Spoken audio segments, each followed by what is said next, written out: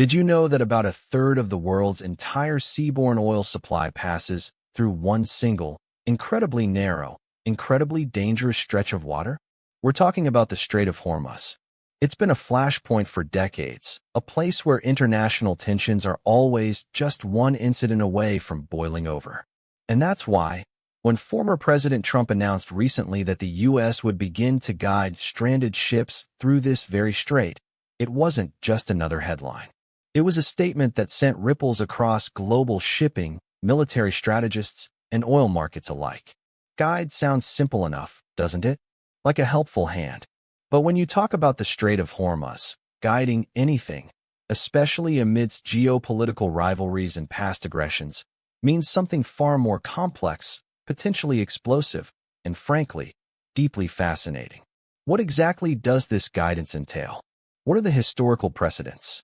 And most importantly, what are the real implications if America steps into this role in such a volatile region? We're about to peel back the layers on this one. All right, let's talk about the Strait of Hormuz.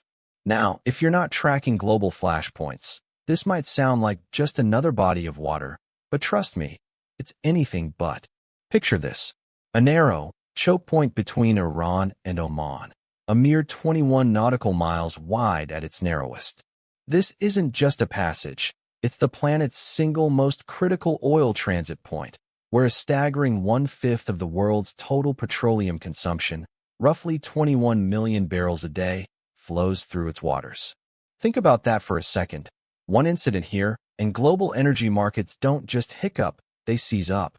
We've seen countless skirmishes, attacks, and threats here over the decades, each one a stark reminder of its delicate, dangerous balance. So, when former President Trump announced recently, specifically on a Sunday via Truth Social, that the U.S. would begin to guide stranded ships through the Strait of Hormuz, it wasn't just another headline.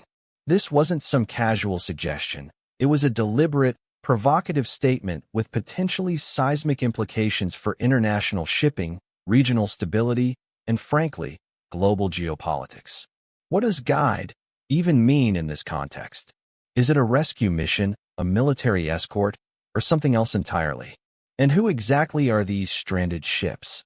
We're going to unpack the layers of this statement, looking at the historical context of U.S. naval operations in the Gulf, the legal frameworks governing passage through international straits, and perhaps most crucially, the potential reactions from Iran, which, let's be honest, has historically viewed any increased U.S. military presence in its backyard with extreme suspicion.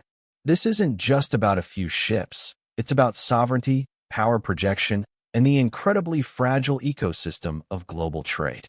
We need to understand why this statement was made now, what strategic objectives it might serve, and what the real-world operational challenges are when you talk about asserting guidance in one of the world's most contested waterways.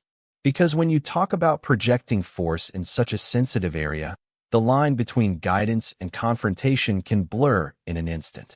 So, when a former president, or any leader for that matter, says the U.S. is going to guide stranded ships through this particular stretch of water, it's not just a passing comment. It immediately raises the stakes. We're talking about a move that injects a new layer of direct U.S. involvement into an already incredibly volatile region.